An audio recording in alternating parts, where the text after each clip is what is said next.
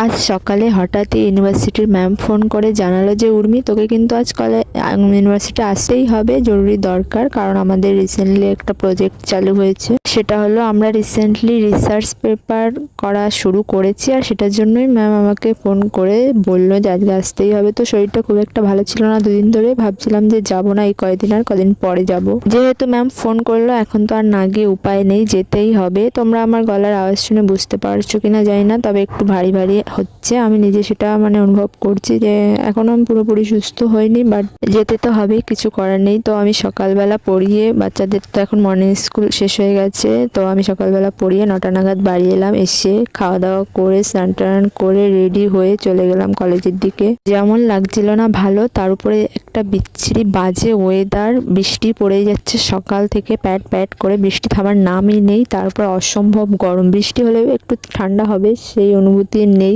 প্যাচ প্যাচে একটা কেমন গুমটো গরম টাইপের। তো আমি প্রায় হাফ ভিজে কলেজে পৌঁছলাম। একটা বান্ধবীর জন্য স্টেশনে ওয়েট করছিলাম, ওর আবার আসতে দেরি হবে, তাই আর ওয়েট না করে সোজা চলে এসেছিলাম। তো গিয়ে দেখি বাকিরাও সবাই চলে এসছে, প্রায় দুজনের আসা বাকি ছিল আর আমার ওই বান্ধবীটা। তো ক্লাস করলাম প্রায় 1.5 ঘন্টার মতন, দেন আবার চলে এলাম ওর সঙ্গে দুজনে মিলে। তো স্টেশনে এসে আমার তো খুব খিদে পেয়ে গেছিল, ক্লাসে বসেই খিদেটা পেয়েছিল। তো ভাবছিলাম যে কখন যাবো আর কখন গিয়ে আমি কিছু খাবো, কারণ খিদে আমার একদমই সহ্য হয় না। কিছু না খালি পেটে আমি যদি জার্নি করি আমার আরো অস্বস্তি লাগে, অসুস্থ বোধ করি আমি। তো গিয়ে আগে কিছু খেয়ে নিয়েছি, তারপর আর কি ও ট্রেনে উঠে পড়লো আর আমিও কিছুক্ষণ বসার। আমার ট্রেনটা আজকে অনেকটা লেট করেছে আর ভিড়ও সেই জন্য প্রচুর পরিমাণে হয়েছিল। দেন দুজনে মিলে তো কি আর করা যাবে, যে কাজটার জন্য আমাদের আসা সেটা কাজটা আমাদের খুব ভালোভাবে হয়ে গেছিল, তাই আমরা সবাই মিলে মনের আনন্দে বাড়ি চলে এলাম। আজকের ভিডিও এ পর্যন্ত, দেখার জন্য ভিডিওতে।